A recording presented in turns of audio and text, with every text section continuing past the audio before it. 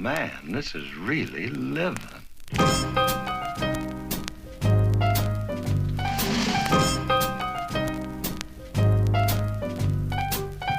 We're committed to the art and nothing stop us, not even a train, plane, tractor, all of us as we feel the rhythm inside the marrow of our bones. Hey guys, Bukula here. I'm going to give you a video. I'm going to do another recap at the end of this one, guys, for you guys that have been here for a while. The models at the end, I'm not going to be talking through that. I'll probably put some music to it.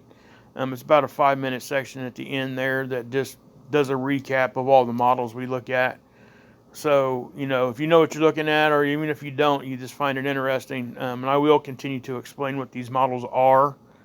But for those that have been here for a while to already know, can go look at that and really know what they're looking at. I would encourage you guys to do that. You know, that's been the basis of my channel since the beginning.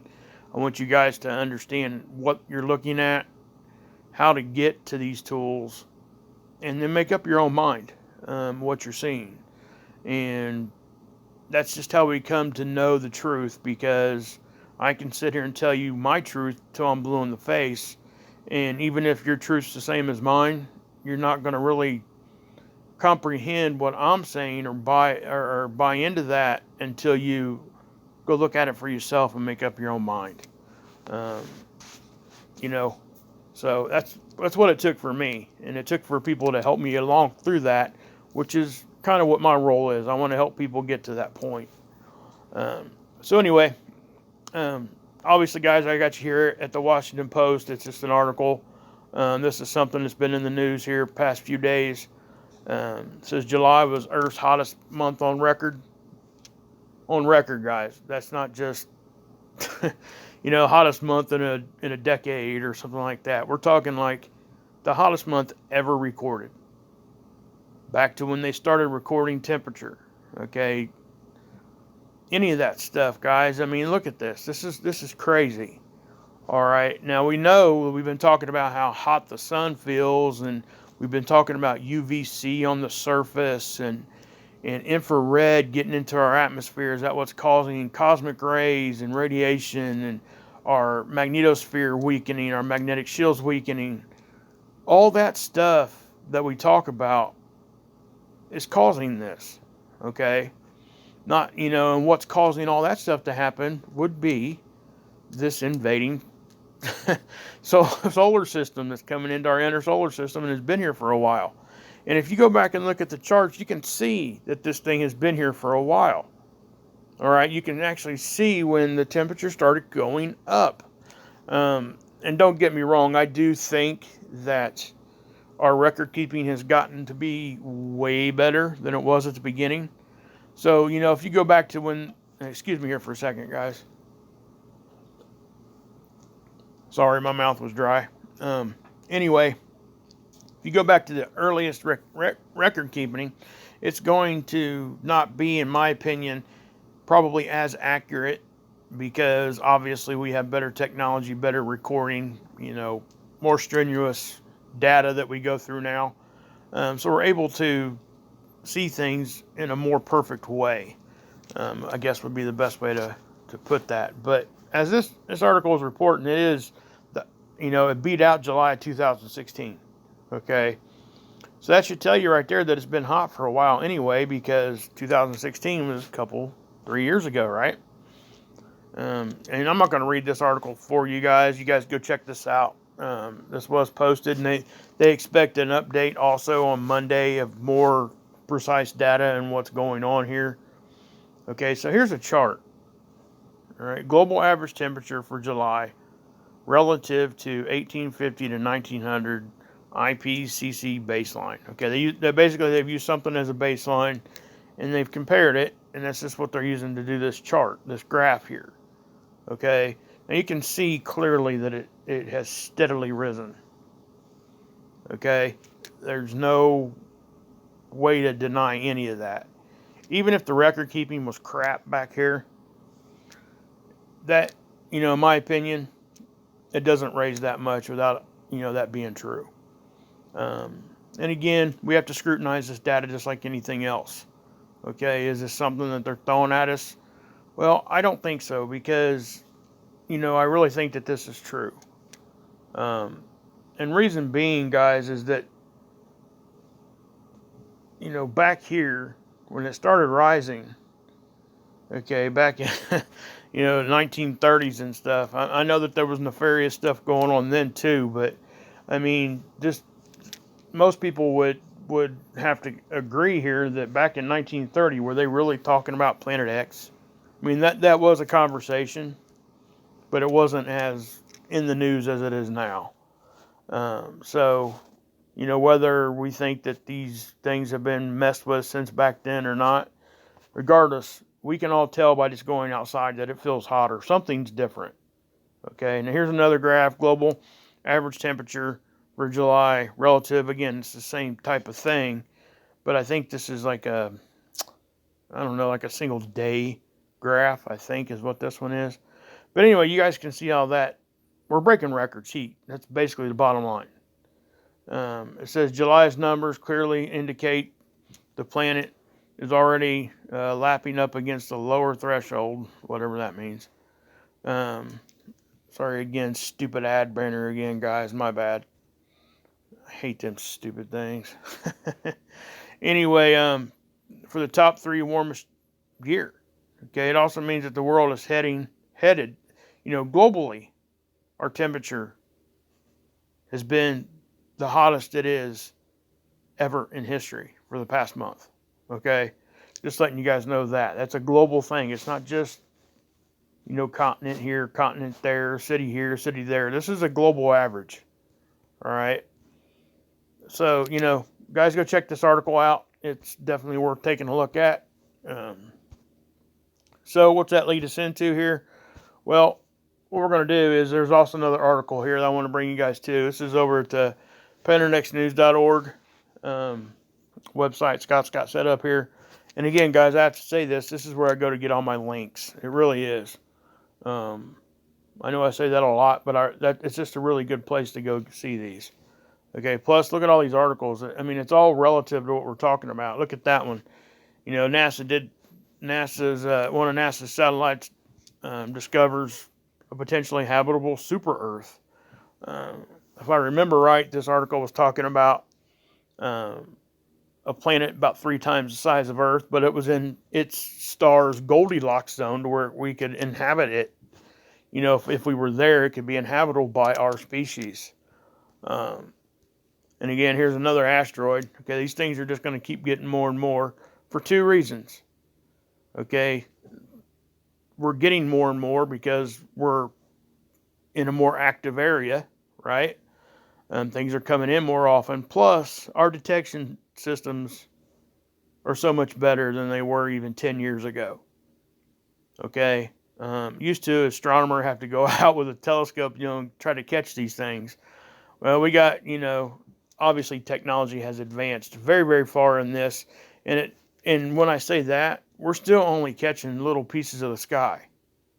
Okay, if anybody remembers the movie Armageddon, Billy Bob Thornton there says to the president, when this asteroid was coming in, I beg your pardon, but it's a big ass sky, that kind of a thing. So that's what I'm trying to say here is, it's a huge thing to try to watch every object. We can't expect them to catch every object. It's just not going to happen. All right. Most asteroids, I don't think they don't give off their own light, so we have to catch it reflecting. Obviously, it has its own gravitational signature. I'm sure there's all kinds of different technical things there that people can go into here, but the fact of the matter is these things are ramping up. And again, for 2 reasons. Our detection system's better, and there are more of them right now. Okay? For whatever reason people want to say that it is, there are more asteroids right now. Meteorites, what have you. But this here is the article I really want to take you guys to. It's Greenland's ice sheet just lost 11 billion tons of ice in 1 day. And again, okay, Scott wrote this article, and you guys can go, I suggest you guys go over and check it out. But yeah, okay, that's exactly what it says. I'm not going to read it. But Greenland's ice sheet just lost 11 billion tons of ice in one day. I mean, that's huge. That's a lot. Okay. You know, it says after months of record temperature. See, that's where the temperature comes into play. This isn't just regional or continental, actually. This is actually global. It says that amount of ice that it melted would have filled 4.4 million Olympic-sized swimming pools. That's a lot of water, guys. Just saying. But I just wanted to bring that to you guys real quick. Something else here. Okay, something that I've been kind of kicking around here, guys. Just gonna go. I think it's this one here. Yeah. We'll do this first. Okay. Here's one of the magnetosphere models. Okay, I show you guys this a lot. This is the one that shows the lines of magnetism. Okay, the blue lines are the IMF lines. Those are the ones that they're called interplanetary magnetic field lines. It's basically our connection to the sun. Okay, at a very basic level. Plus, it can be our connection to other celestial bodies. All right. Basically, we're connecting to something out there with these blue lines. But most of the time, it's our connection to the sun. Now, I have to say this. The sun has its own magnetic field, just like the Earth does. Okay? The sun's magnetic field actually stretches out to the end of our solar system. All right? It protects us, our whole solar system, from cosmic rays. Okay? But some of that stuff still gets in, just like what we talk about with the sun's energy. The charged ions, the solar wind, right? Sometimes some of that stuff gets through our shields and makes it, depending on how strong, some of that stuff does make it through. Okay? So that's the same when we're talking about cosmic rays. But the sun protects us, for the most part, our whole solar system from that. So when these IMF lines get disrupted, that's what's getting disrupted. Okay?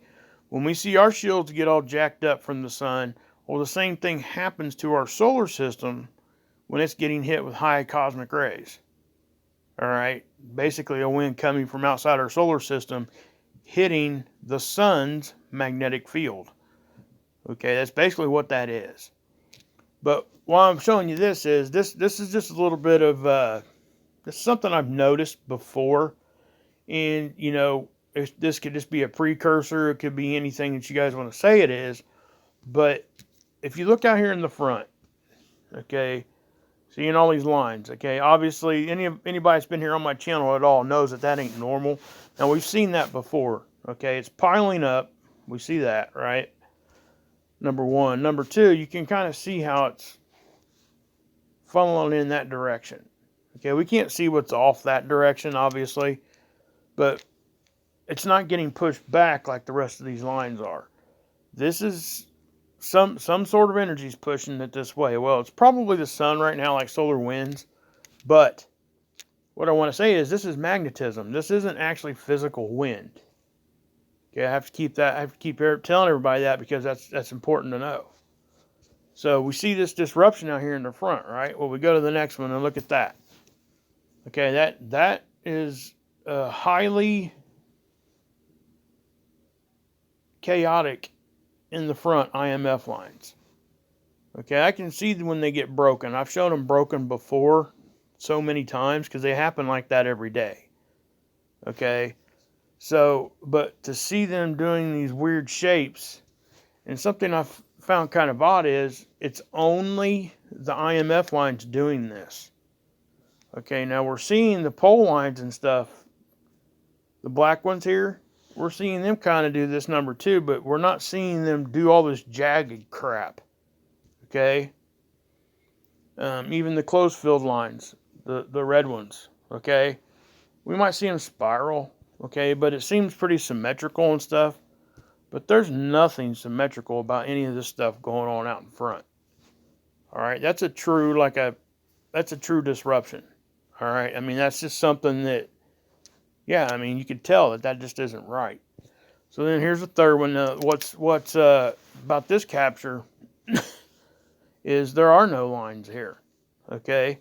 These are all in sequence too, guys. These are 4 minutes apart. All right? Now, you can see how this funky disruption kind of got pushed back this way. Obviously, something's coming from the sun direction, right? There they are again, all funky. Okay, now here, now see this? Now this, see how they're like this? Okay, that's what they're supposed to do. And then when they get back here, you know, sometimes we see them fly off like that, or we'll see them even like this, right? It isn't so out of the ordinary, but what I found interesting about this is all of this chaotic stuff in the front happened in front of this. Okay, that's the solar wind, or it could be coming from our Planet X object. All right, it's some sort of charged ions coming this way. Okay, but the disruption happened before that got here. Okay, you guys noticing that? So that should tell you that actually, you know, magnetism can travel and does travel way faster than the actual wind, the solar wind, the charged ions. Okay, that right there just pretty much proves it. Okay, so when you see in all this disruption, and it took it, what time was this? 9:17 is when I first seen it. All the way to, that's 9:25. 9:41, so 9:17, we'll just call it 9:20, about 20-25 minutes ahead of this initial increase in the solar wind. We're just calling it solar wind for now. I mean, it could be cosmic rays, it could be the Planet X object that's out there, you know, shooting stuff this way. I explained to you guys before that I think sometimes it's a combination of both. The solar wind will pick up some of that energy that Planet X object is shooting out at the same time, and it shoots it our way. Okay, and there's the next pic, and you can see how the solar wind hit our shield and kind of weakened a little bit. You know, it's not as red. So yeah, I mean, that's just is what it is. You know, that's in my opinion, that's what's going on. You know, and again, is it something crazy right there? Yeah, that little disruption is kind of nuts. All right, we see that kind of chaotic stuff all the time, but we see that, and it's going to, when we do see that, we can expect something behind it, okay, because the magnetism's out in front of it a little bit. All right, so the charged ions are kind of behind a little bit, I think, is what's going on here. It takes it a little bit longer for that to get here. So that does kind of give us some sort of a warning, you know, how little it may be, like a half hour or so. Hey, you know, here in about a half hour, if we see these, if this is up to date.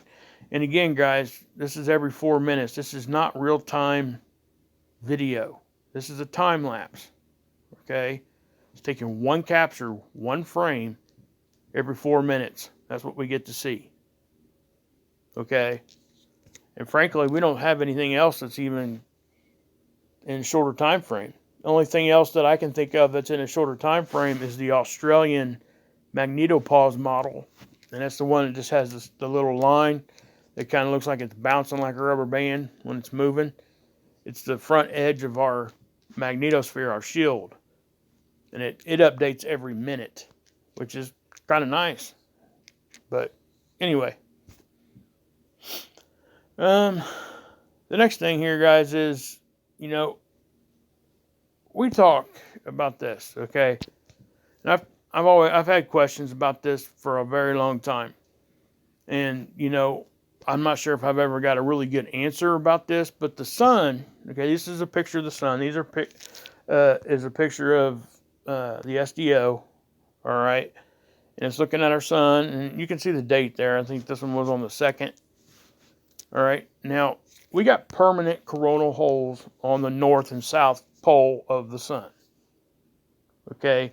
You can go look just about at any capture, any time, any day, you're going to see coronal holes on the north and south pole of the sun at any given time. Well, I got on there the other day and I was watching this, right? And this happened. All right, now, I don't know what's going on here. All right, now I have to say this. Now, on the purple one, the purple view here, it does tend to show more of a, it's more sensitive, I should say. So that doesn't necessarily mean that, like, this area here is a coronal hole. It's just a weak area there in the atmosphere. All right, so if you look at that and then you look at this, it's kind of very similar. It's not that deep, dark color that we see when the atmosphere is completely pushed away on the sun, like a real true coronal hole. Because if you look up here, look at the difference. See how dark that is compared to, say, that? All right, you can see that that's clearly, and Scott's got a really good technique he's been using, and it shows the energy, you know, underneath there, but behind it, it's like little dots of white. It's showing you where the actual charged particles are and how they're coming through. Okay, that's a technique he's developed on his own. Now, again, okay, so saying that, now if you go down here and look at this bronze view, which I believe is the 193 angstrom, you can see, guys, that there ain't no hole down here right now. Okay, nothing to write home about for sure. This is that coronal hole we're going to start seeing here in about a day and a half. Okay, that's the one that was Earth facing I talked about yesterday. So yeah, guys, I mean, I don't know if this is normal or not, but as long as I've been looking at these, at least that I can remember, I've not seen the southern pole or the northern pole of the sun completely close up like that. There's always been a hole there for as long as I've been watching these things. Now, this could be perfectly normal. I really don't know. It's just an observation that I made, and I don't know, you know, if it's something's changing on the sun. I know we're getting ready to come into the new solar cycle. You know, we're in the grand solar minimum, but I'm not sure what that means for coronal holes. You know, maybe, like, again, guys, maybe this is perfectly normal. I just don't know. But I will say this, I've not seen that. Okay. Now this kind of leads me into what I'm gonna show you guys here. Okay. Let's see here where I want to go with this. Let's just go here. Okay, this is a picture. This is a video Scott sent. He captured this on SDO. Okay, you know what? Well, is this playing yet? It's not playing yet. Okay, we're going to back off of that for a second. Take you back over here to the. Let's just do. Well, yeah. Let's just go back to the one I was just showing you. It'll work. Okay, now. Now, you guys remember the Planet X object, right? Obviously. Duh. Remember it illuminated itself about right here? Okay, the sun illuminated it. Well, it's still traveling, right, in its orbit. So we would expect about today or yesterday to have seen it again. Well, not necessarily seen it, just we were assuming that it would be there in its orbit, right? Because that's where it would be. Well, looks like Scott caught it again. Let's do this. And this would typically, most people would call this a coronal prominence, but this one's different, okay? Just a little science there. A coronal prominence basically is just a very active area on the sun. I've shown what the actual definition is. I'm not going to go into that right now. But, you know, when you see highly active regions on the sun, most likely most of those would be considered coronal prominences, which, you know, the word prominent, obviously, it goes into what we're seeing here, right?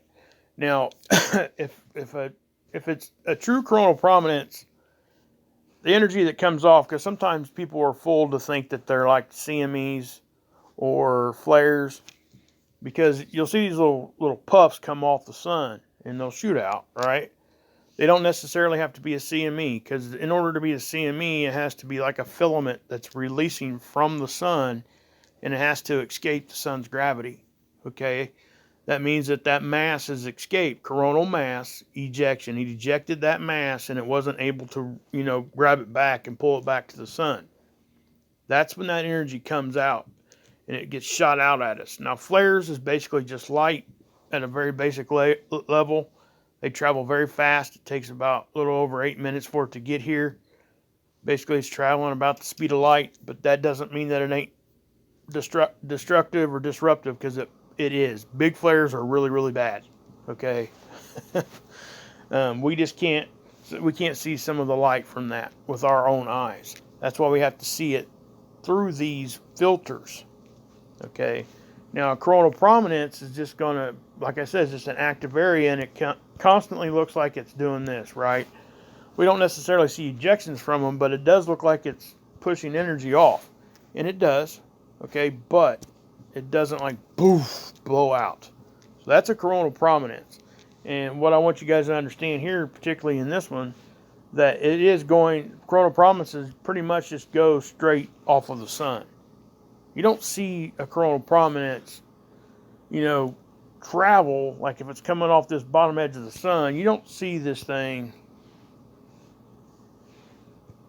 Dang on it. What the heck?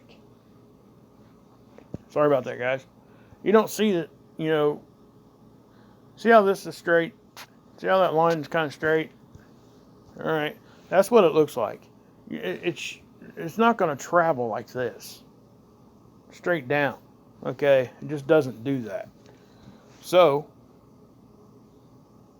what Scott has caught here is our Planet X object. Okay? I'm just going to say it. And we'll play this video real quick. Scott slowed it down to 90% because this is what it took to catch this. Okay? He slowed the original SDO capture by 90%. I slowed it down even more with here just so I could show you guys a little bit better. Obviously, it's moving extremely slow. I'm going to take you to where it happens. Okay? Now, again, it's going to happen right in, It's going to happen right in here. Okay? So, yeah. Maybe I shouldn't have slowed it down that much. I'll tell you what. Let's just go watch Scott's before I slowed it down. How about that? All right. Play this. This is moving faster. Now, you're looking at it. You just see that? Okay, I know it's kind of hard to see. You're going to see it right in this area, and you're going to see it go that direction. See it? Okay. Right in here. Oops. Daggone it. Sorry about that, guys. See that? You see that? Okay. Watch right in here. There it went. See that? See the direction it was going? Okay. It was our Planet X object traveling through that corona of the sun. Now, even though we slowed that down, that's still moving extremely fast. Okay. Even what I showed you there, that was like a 2 or 3 hour time lapse there, guys. Okay. That wasn't just something that just 1-2 captures. It was something that took it, but even at that, given the size of the sun, this thing is moving fast. And again, most people would think that that is just the typical coronal prominence, but it's not. Okay? Because of the direction that it travels and the shape that it takes. Okay? So, I'll tell you what, let's just look at it on this one. Okay. Look over there on the left side. Okay, there it went. Now I know it's not easy to see, because it's not. And this is why it takes sometimes for us to really check this out, just to see what's happening. It's why we scrutinize these captures, and we continually look at these things over and over and over again. You can put them on different filters, draw out different stuff, and it's just different light. People look at a filter and they're like, well, you had to use a filter to see that. Well, that doesn't mean that it wasn't there. All that meant is our eyes could not see it. That's all that means when somebody puts a filter on something. Okay, a filter isn't going to see something that isn't there. Okay, it's going to see, if it's seeing something move, something that's putting off that light is there. Our eyes just can't see it. It takes those filters to see it. That's why it bugs me when people say, hey, well, you use a filter. Well, so? Okay, because it's still there. I mean, this gets done in forensics all the time. It really does. And it's submittable in a court of law, all those kinds of things. Okay? I mean, filters are legitimate if you use them right. So, anyway, just want to show you that. Sorry about that little rant. But again, guys, things are just getting, ramping up. They're going to keep ramping up. Let's just take you to, where's this one at? Well, I must have that one. Well, I'll tell you what. This was my thumbnail from the other day. Here's where it was at the other day, guys. Remember? Just a few days ago. Okay, so now it's down here. It's in its orbit. It's doing what it's doing. We're predicting, able to predict where it's at because of this 28-day orbit. All right? I mean, it's just, yeah. That's how you take something from a theory or a thought and you turn it into something more with observational evidence. Okay? We're able to say, hey, in predictive, it's going to be here, we see it. It's going to be there, we see it. When you do that so many times, and you're able to say, hey, not to mention that our earthquakes are ramping up, 6.8, 6.9. And I wasn't going to really talk about it, but obviously we had that really bad incident today in El Paso, Texas. Yeah. So people are going crazy too. I ain't laughing about the situation. It is true. It was a sad, sad situation. There's a lot of people that died today over something that it's just ridiculous. That would be something you would think that, those of us over here, what's different about this one, guys? The difference is that this guy did not turn the gun on himself. Okay? They captured this guy. He was not injured, at least not badly. I watched them stuff him in a car. Okay? I mean, so that's taking it to a different level. What do I mean by that? A lot of people, we talk about these suicide guys that do that. I don't even like calling it that. I'm just going to call it homicide guys because that's what it is. Even though they turn it on themselves and take care of themselves at the end of it, it's still a homicide in my opinion. But again, this guy, they took him in. He was a young kid. That's kind of disturbing to me because he did not intend at all to turn that gun on himself. All right, he knew that he was going to at least try to. It takes it to a different level of sickness, if I can go there with that. It really does, because he wants to see. He wants to stick around. He wants to, at least in my opinion, he wants to see and see that carnage and see his name in the news and see, it takes it to a whole different level. So anyway, I'm not going to go too much more into that. That just bothered me today when I seen that part of it. The whole thing bothered me, and it's tragic. It really is. I can't even say anything else about it. It's disgusting. But anyway, I'll put that time lapse of these models here, guys. Okay, I put a couple other models too in there, space weather, all that stuff. And again, guys, I'll try to give you guys one of those about once a day, once every other day. We will see. Let's see here. I'm trying to see where I could take you real quick. Yeah, I'll tell you what, before I get you guys off here, I do want to talk about this. I'm going to take you guys over to space weather. Okay.